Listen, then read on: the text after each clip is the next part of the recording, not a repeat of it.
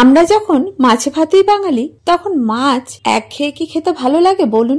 আমাদের কাছে কত অপশন আছে, কত ধরনের মাছ আছে। তেমনি মাছগুলোকে যদি আলাদা আলাদা ভাবে খাওয়া যায়, তার টেস্টও বহুগুণ বেড়ে যায়। অথচ আমরা বুঝে উঠতে পারি না কোন মাছ কিভাবে খেলে কতটা টেস্ট হয়। আজ আমি সোমাশ্রী চলে এসেছি রোজকার রান্নাঘরের মতো আমার রান্নাঘরে একটা নতুন রেসিপি নিয়ে।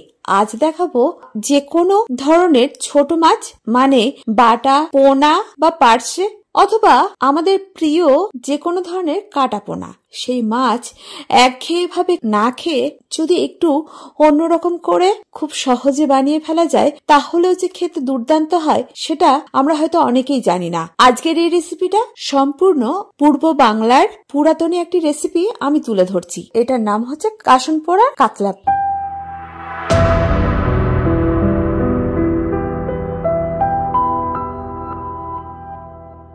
এজন্য আমি নিয়েছি কি কি উপকরণ, সেগুলো আগে বলে নিই। আমি এখানে 6 পিস কাতলা মাছ নিয়েছি। চাইলে এটা রুই মাছ বা যে কোনো ধরনের পোনা মাছ অথবা ছোট মাছ ব্যবহার করতে পারেন। এছাড়াও নিয়েছি 3 চা চামচ সর্ষে, যেটা কালো সর্ষে নিতে হবে, একটা শুকনো লঙ্কা, হাফ চা চামচ কালো জিরে আর স্বাদ অনুযায়ী কাঁচা লঙ্কা। এবার চলে যাই মূল রান্নায়। প্রথমে মাছটাকে নুন হলুদ দিয়ে মেখে রেখে দিতে হবে। মাছ বেশ কিছুক্ষণ ম্যারিনেট করে রাখলে খেতে টেস্টি হয় আর ভাজতেও খুব সুবিধা হয়। এই জন্য মাছটাকে আমি বেশ কিছুক্ষণ রেস্টে রেখে দেব ম্যারিনেশন করে। এদিকে তৈরি করে নেব মশলাটাকে। এই জন্য হালকা আঁচে বসিয়ে দিচ্ছি একটা কড়াই গরম হয়ে গেলে দিয়ে দিয়েছি শুকনো লঙ্কাটাকে। আসলে শুকনো লঙ্কাটা রোস্ট হতে একটু টাইম লাগে, তাই শুকনো লঙ্কাটাকে আগে ভেজে নিতে হবে। যখন শুকনো লঙ্কা থেকে একটা সুন্দর গন্ধ বের হবে, তখন দিয়ে দিতে হবে সর্ষেটাকে হালকা আঁচে ভেজে নিতে হবে। যদি সর্ষেটা একটা গন্ধ বের হয়, তাহলে বোঝা যাবে সর্ষে ভাজা হয়ে গেছে। এবার আঁচটাকে বন্ধ করে দিতে হবে।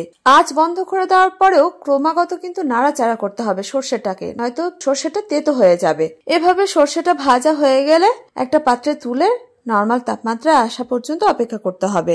এখন এই কড়াইতে দিয়ে দিয়েছি পরিমাণ মতো সর্ষের তেল। এবার মাছগুলোকে ভেজে নেওয়ার পালা।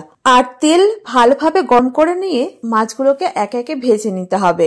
এক্ষেত্রে বলে রাখি, মাছ খুব বেশি কড়া করে ভাজা যাবে না। খুব বেশি কড়া করলে যে কাসন পোড়া মাছের ঝোলটা বানাচ্ছি, সেই ঝোলটা ততটা টেস্টি হবে না। তাই যেরকম আমরা মাছ ভেজে মাছের ঝোল তৈরি করি, ঠিক ততটাই মাছগুলোকে ভেজে নিতে হবে। এখন এদিকে দেখিয়ে দিই, সর্ষেটা এখন নরমাল তাপমাত্রায় চলে এসেছে, তাই নিয়ে নিচ্ছে একটা হামালদিস্তা। যদি হামালদিস্তা না থাকে, তাহলে শিলনোড়ায় আপনারা হালকা ভাবে এটাকে গুঁড়ো করে নিতে পারেন, অথবা মিক্সিতেও, কিন্তু খুব বেশি গুঁড়ো করবেন না। এর সঙ্গে দিয়ে দিচ্ছি শুকনো লঙ্কাটাকে আর দিয়েছি স্বাদ অনুযায়ী নুন। নুন দিলে সর্ষেটা তেতো হয়ে যাবে না, আর খুব ভালোভাবে গুঁড়ো হয়ে যাবে চট জলদি।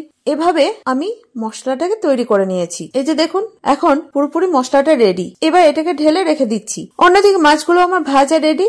এবার ওই তেলে দিয়ে দিয়েছি কালো জিরে ফোড়ন আর 2টো কাঁচা লঙ্কা। ফোড়নটাকে আমি 30 সেকেন্ডের মতো ভেজে নিয়েছি। আর ভেজে নেওয়ার পরেই দিয়ে দিয়েছি ভেজে রাখা মাছগুলোকে। এই সময় দিয়েছি সামান্য নুন আর হাফ চা চামচ হলুদ গুঁড়ো। দিয়ে দিয়েছি প্রায় কফি মগের 1 কাপ হালকা গরম জল। হালকা গরম জল দিলে এই মাছের ঝোলটা খেতে টেস্টি হয়। এবার এটাকে নাড়াচাড়া করে বেশ কিছুক্ষণ ফুটিয়ে নেব।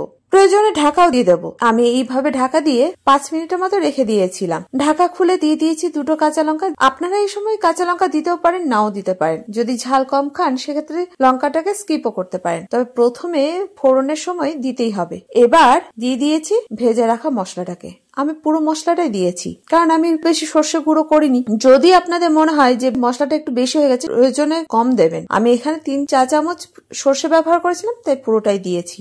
এবার এই সর্ষেটাকে দিয়ে আরো বেশ কিছুক্ষণ নাড়াচাড়া করে ঢাকা দিয়ে রেখে দিয়েছি। হয়তো অনেকেই বলবেন, এভাবে মাছ রান্না করলে তেতো হয়ে যাবে না? কিন্তু না, তেতো হয় না, আর খুব সুস্বাদু হয়। হালকা তেল মশলায় এর থেকে ভালো খাবার হয়তো আপনি আগে কখনো খাননি।